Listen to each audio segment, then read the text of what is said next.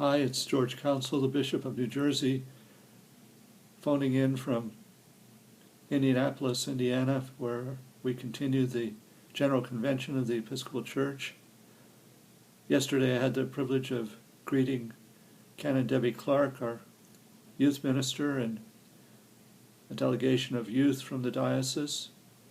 We had actually met the night before at a Province 2 gathering, and then had lunch together yesterday as they continued their pilgrimage through the General Convention, sitting in on the deliberations in the House of Deputies, and then later in the afternoon joining the gallery in the House of Bishops. Debbie and two adult advisors are doing a wonderful job, and the young people are, I think, learning a great deal about the governance of the Episcopal Church and our mission, our wonderful diversity, and all the ways that our church shows forth vitality and faithfulness and creativity and faces its challenges openly and with all due respect for one another. We certainly had a very full day yesterday. I want to begin by congratulating Sunil Chandy, the rector of St. Andrews in Mount Holly, for being elected to the committee to nominate the next presiding bishop. He'll be a very busy man in the years to come.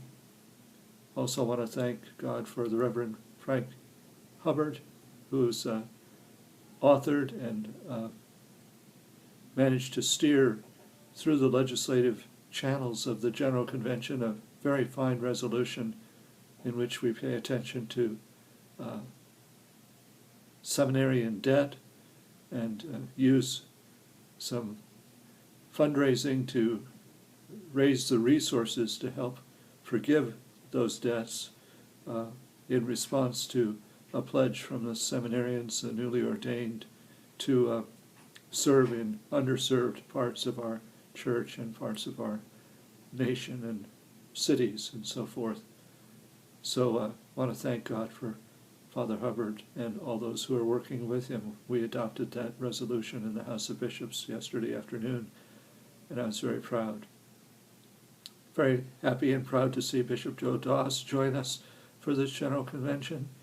I've also had occasion to greet, very briefly, Father Terry Martin, the rector of St. Stephen's in Waretown, who has been visiting for the last couple of days. I'm sure there are other members of our diocese who are around and about, and I hope I can meet them now that I've emerged from the proceedings of the Program Budget and Finance Group. That's right, we do have, in fact, a proposed budget ready to be presented today to a joint session of the General Convention. The bishops will join the deputies on the floor of the House of Deputies for a presentation by the leaders of Program Budget and Finance. And then the budget will be in the hands of the two houses. We hope that it will be approved before the time of our adjournment. I think it's a very good budget. It certainly emphasizes service to the poor. Someone said in conversation yesterday, this budget has concern for the poor written all over it. And another way of saying that might be that it's very much a missionary budget, very strong on continuing our mission work with our partnerships around the globe and within program areas here in the Episcopal Church, remembering that this is a church-wide document, not a national church document, a document that supports ministry in the United States, but also in those 16 other countries that are represented in the Episcopal Church. We had a very intense session in the House of Bishops, facing, I think, squarely and honestly and in a very respectful way the spectrum of differences that exists among the bishops. We do continue to have an executive session in the afternoon where we can speak more freely than we can in front of the galleries, the press, the visitors, and continue to work at reconciliation, practice mutual respect, listening, and exchange of views And that certainly served us well as we considered the resolution that authorized or commended for use under the provisions of the resolution. It's numbered A053, liturgical materials for honoring God, and in particular the documents that are filed under Liturgical Resources 1, I will bless you and you will be a blessing. So we now have approved, as a House of Bishops, the blessing materials for blessing same-gender relationships. The debate was very impassioned, but in the end the vote was 111 bishops voted in favor of commending these materials, 41 voted against the resolution, and there were 3 abstentions. So it's now in the hands of the House of Deputies. Day by day, I want to mention how much I appreciate and am sustained by the corporate worship of our convention. Every day we've had excellent liturgies, beautiful, uplifting music, and stirring and inspiring preaching.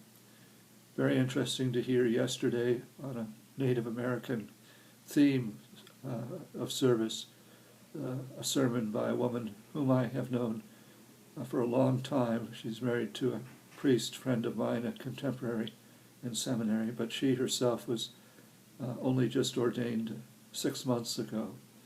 And as she said in her introduction, she was sent to a church with no parishioners, no members, with no budget, and without a salary.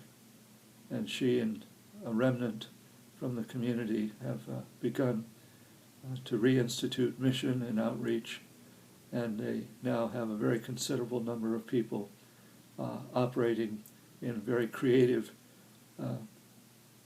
ways, thinking outside of the box, as they say, and making a difference in that community in Riverside, California, where I also was privileged to serve. So it's good to see Mary Christ and to hear her preach.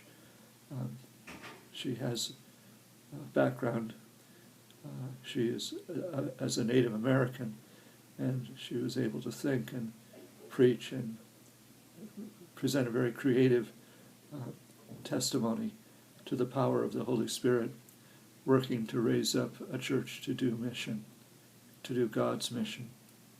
If there's one thing we've heard consistently in the House of Bishops, it's that it is God's mission for which God has a church.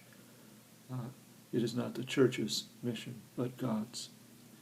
Great consolation in that, great affirmation of the sovereignty of God. Pray that that same sovereignty will be seen and witnessed in all our actions here at the General Convention. Thank you for your prayers, and may the peace of the Lord be always with you.